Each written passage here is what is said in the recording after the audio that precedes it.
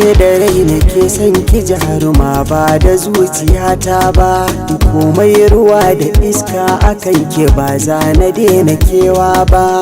Idan na samu zarar samin ke ba za na tanka kowa ba, ni ban ga mai harara ba bare na waiwaya.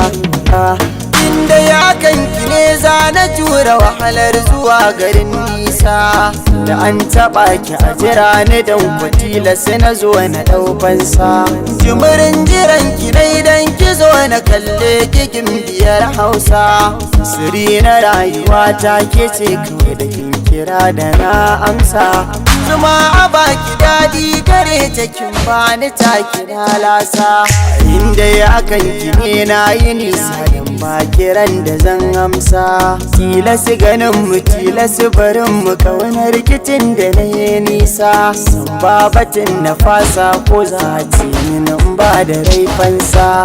Tsarin zubinki daidai ne ya kama zuciyata ne, na jin kamar mafarki ne, na san ki so mataki ne.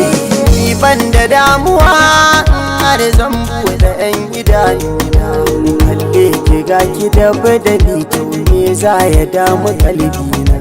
Yau za na yi amotin da na gane kina da tausayina, dan yanzu na zamo waya mafatauci mai bidar gurin kwana. Na kwallashe ladan sanar da iyamar ya kalamai, daga zuciya nake kwatanta na zayyano jawabaina. Idan babu ke ina ne zan saka zuciyar ta bar yawan kuna, kowa da nasa amma ni ke ce cikar muradaina.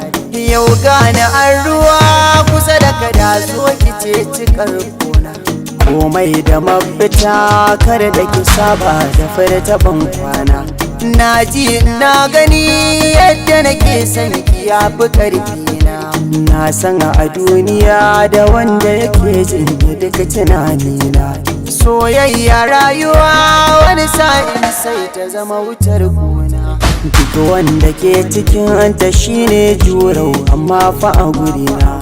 So na faranta rai da ruhi ya sa ka zama kamar sarki, kuma rayuwa da so misali daina kama da a mafarki. Samari mi haƙuri idan har mun samu so mu sa sauki, mata mi haƙuri idan har mun samu so mu sa sauki. Masoyi yana da rana ne, masoyi yana da rana ne, masoyi yana da rana ne.